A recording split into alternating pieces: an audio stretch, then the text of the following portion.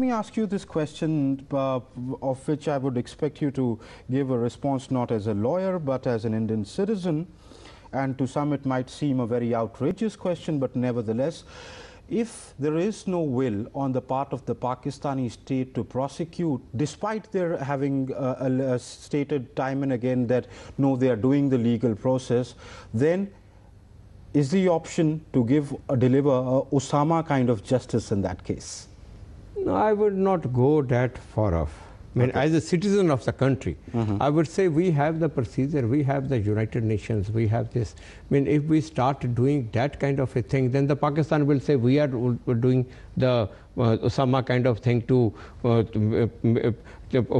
for doing a justice in India. They would say if suppose something, some writing had took place, when something has happened in Gujarat, something happened in this, so then there will be never no end to it. Okay. If we start doing it. So there will be retaliation, counter-retaliation. So then we go into the same thing like and you're not in a the war geopolitically. So as a citizen, as a lawyer, in no way.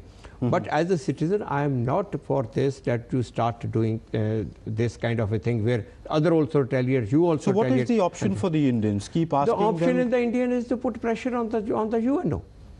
Follow the route of the United Nations. Follow the route of the countries who are from whom the Pakistan is getting so much of aid, like the Europe, the America. Put pressure on them. Apart from that, there is not much we can do. That is what the terrorism is such a big issue, and now you show to them. And you see, the one thing I am glad that the India followed the complete total procedure of law, which is in India.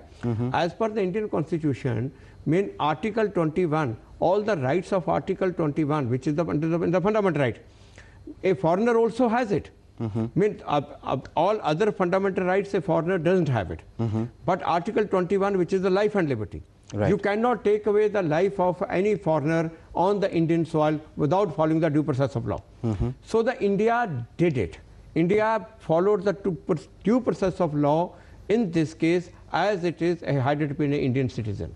So complete process was followed, first the Session Court, High Court, the Supreme Court, then even the mercy petition to the President, which was so rejected. this complete law was followed. So the India has followed it. Now we can show to the whole of the world that India has followed. This is the evidence which is present. The world should put pressure on the Pakistan to follow the due procedure, expedite this case. And bring to a closure to the rest of the story. Okay, do you think it took 4 years for this man to be executed, the case to be tried? Here is a man who was seen on television, the whole world saw it, we saw it. I remember I was in studio on 26/11 night consistently anchoring. The whole world saw it on live television. 4 years, do you think is not a delayed time period for executing such a person? No, that is, you see, the point is that the system, because the India was too conscious, the courts were too conscious that the complete opportunity should be given to him.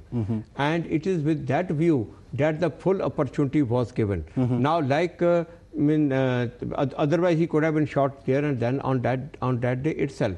But you wanted to know the world to know the rule of law exists here, and you tried. Rule of law. And the full opportunity was given to him. And even the Supreme Court, you see, the Supreme Court appointed the best of the lawyer to defend kasab.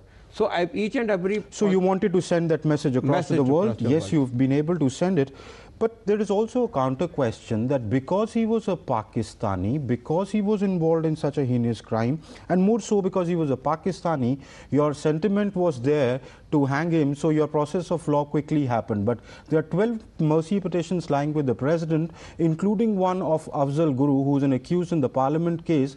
But because he's an Indian, you have your political considerations there? No, there are more than 12, not only 12. But at the same time, you see, I also have a case where the mercy petition was rejected the same day. In case of Sukha and Jinda, who were given the death sentence for killing General Vaidya. The mercy petition was filed in the morning. I was involved in drafting of the petition. It was filed in the morning. The same night it was rejected, and the next day they were hanged. So this is not that it is for the first time it has happened.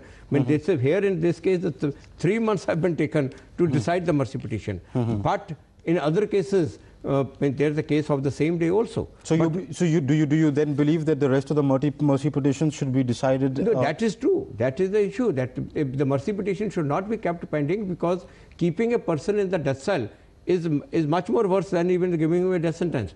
They should not be pending for so long. That is the issue. But here you cannot say he has been discriminated because he was a Pakistani. Sukha and Jinnah very much were Indians.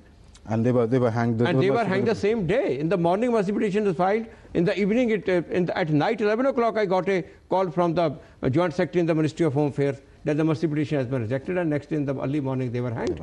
All right, we leave it there. H.S. Phoolka, many thanks for being on the show and discussing your, lending us your insights. Yes,